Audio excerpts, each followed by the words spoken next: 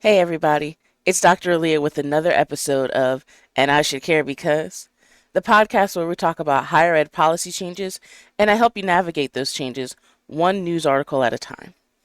Today's episode is a little bit different. There's no article. Instead, I talked with one of my close friends from undergrad. His name is Thomas Bertarelli, and we talked about so many different things during this, I'll call it an interview, but it was really more of a conversation.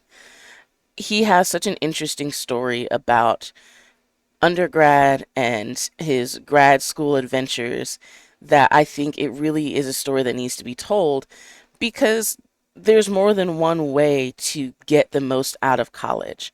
And I want you to be encouraged that if you find something that really intrigues you, that ignites your passion in school, and it's not your intended major, that's okay. That there are ways to incorporate that interest and that passion, and you might not even have to switch your major to do it. So that's the first conversation that you'll get to see here. I'll let him introduce himself because I don't want to botch it. Let's just be real.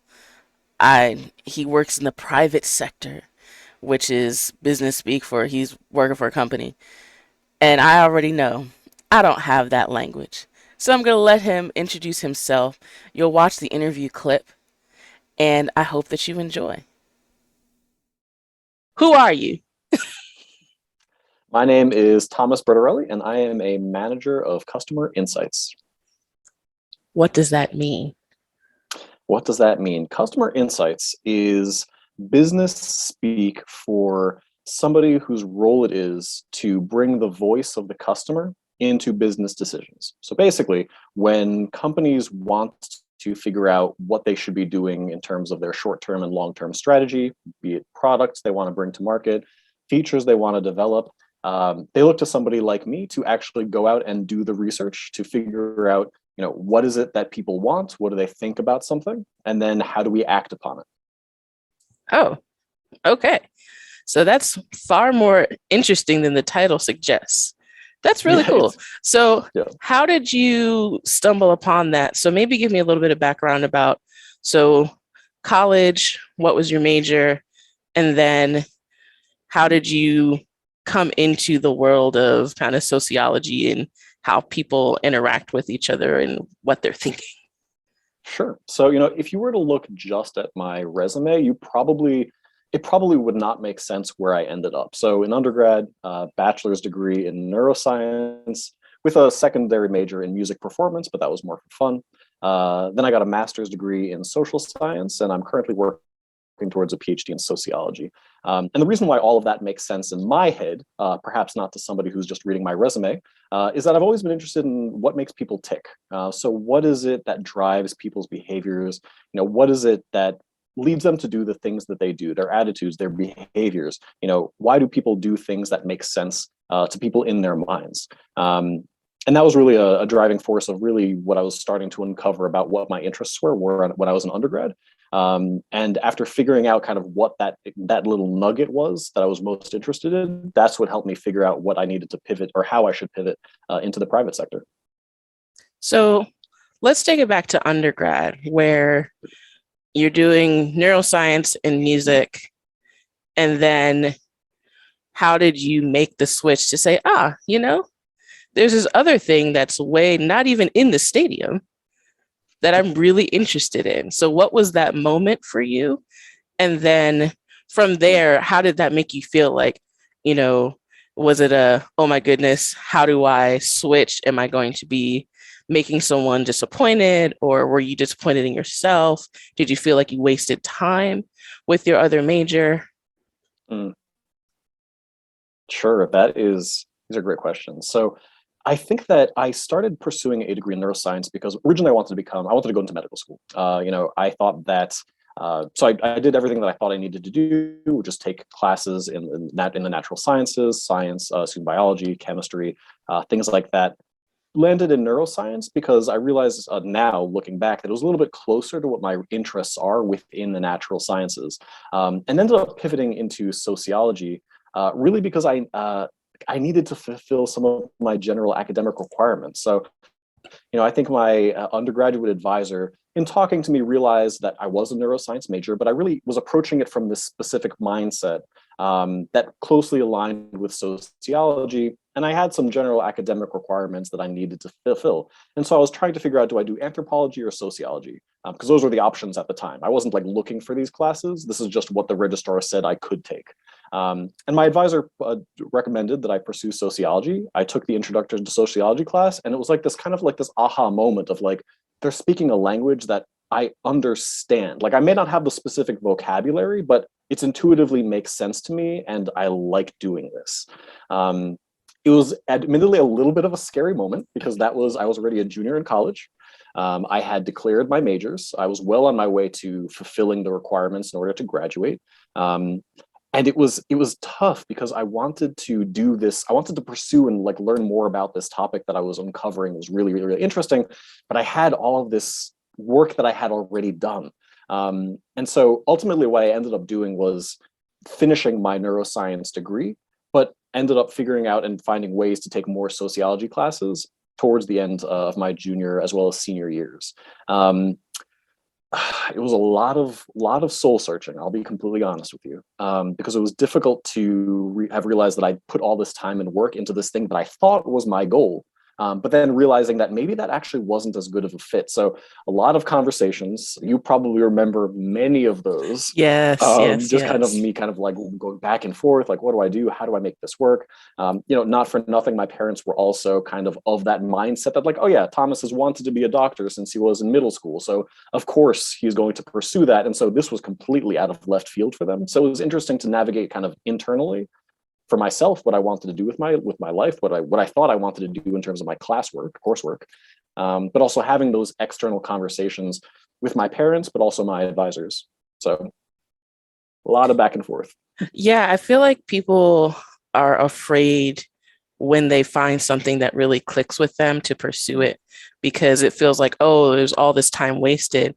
But I think that, and correct me if I'm wrong, I don't want to put words in your mouth, but I've known you for a long time. So it's one of those moments where you're like, oh my goodness, did I waste all this time? Well, this is the path that I needed to get here. Yeah, So yeah, there are so many things that you gathered along the way that helped you get to where you are and understand who you are and what it is that helps you, interact with your world, what makes you shine, what makes you flourish, and what would make you happy going yeah, forward. So 100%. I think that that's a great story that, I mean, it ended well too, right? So Sure. you were able to mix worlds and no one like shunned you and were like, what? You don't want to be a doctor? Move out of the house. Like, because there Mm-hmm. are some folks who unfortunately have that experience. Sure. But Sure. I think that this is a good example of having those tough conversations and, especially with your loved ones to say, well, I know this is who you think I am. And that's what I thought too. But I think I'm actually this. Yeah. And then having them realize, they're still the core human being that they've always been. And that's totally cool. Mm-hmm. Yeah. So from undergrad, I know you took a year in between and did some things, did some lifing. Why don't you talk Mm-hmm. about that and kind of what that space was like, kind of mentally and emotionally, to kind of wrestle with what was next? And then Right. what did you do next? Yeah, sure. So that was an interesting year for sure. So, um, unlike most people who were in the pre-med track, a lot of people, so they apply when they're in, I think, senior year of college. They've taken the MCAT exam, applied for medical school, and then they kind of just segue into medical school or whatever professional degree right after college. I wanted to take a little bit of time because I realized that I was on the fence about what I wanted to pursue. So I structured in that year between finishing undergrad and figuring out what I want to do next. During that time, I applied to medical schools really half-heartedly, which was the exact wrong thing to do when you're applying to something like medical school because it is gut-wrenchingly, it's just a lot of work. And also applications cost money, by the way, they're not free. How did you Um, study for the MCAT? No, like, man, I don't know about this. Let me yeah, practice. Because it was still a lot of that self-doubt. Like self-doubt is not this like switch that flips off and you're like golden and you know what the path is. No, no, no. Like that is baggage that you carry with you for a long time. Um, and so it like I studied for the MCAT exam. I applied to medical schools, even though I knew that maybe it wasn't a perfect fit. Again, because like I had been doing it for so long, right? I was a train. There was some forward momentum, and that forward momentum was pushing that train along slower than it was in the past, but it was still moving forward. I just didn't realize yet that I was on the wrong track. So Mm. before I could make over that switch, right, I was still on this pre med track, even though again, train was slowing down. So I applied to medical schools really half-heartedly. But at the same time, I was also applying to graduate schooling for sociology. So I was applying to medical school, which ended up not happening. But I also ended up applying to some PhD programs, which also did not happen. I did not get accepted into a PhD program right off the bat. I first actually had to go and do a master's degree in the social sciences. And I realized that was perhaps a little bit of a pragmatic move because, right, I graduated undergrad with 4 sociology classes under my belt, and I was trying to tell a PhD program, listen, I got what it takes, and they were like, probably not. So I didn't get accepted. Right, I was crushed. Of course, I really wanted to pursue this new route, but I realized that I needed to prove myself a little bit, also take some more classes to figure out what exactly is this thing that I want to be pursuing, this sociology. What does it actually mean? So, after that year gap, I did an accelerated master's program in the social sciences, which really gave me the coursework. It gave me a better understanding for what sociology is, and with that degree under my belt, I was then able to pivot and eventually land into a PhD program. So a lot of back and forth, and that year was, I mean, you remember what that was like. Oh, I remember.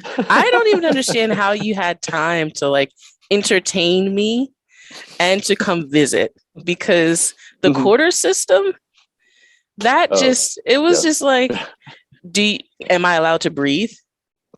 Is eating Um, allowed? no. So truth. So this is 100% truth.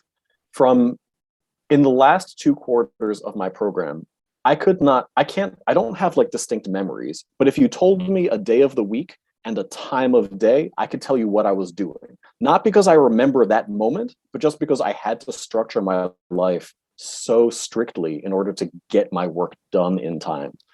So it was a lot of work, but night only comes after dawn's darkest hour. And I pushed through. Thank you so much for tuning in. I hope that interview snippet was helpful. So if you're feeling kind of stuck in a major, or you feel like you can't change because people are expecting you to stay pre med or to stay whatever track, be encouraged. You can cater to your own passions, and no one is going to die. I promise. It may be a little bit more difficult for you if you have family that's really stuck on you doing one thing and they don't want to support you if you want to change. But even in that situation, there are ways to cater to what you need and what you enjoy, what you're passionate about. And you have to be emboldened and encouraged to do so because this is your life. And you're going to take this information, you're going to take all the experiences that you have from college forward. So let's make those experiences as good and as enriching as possible.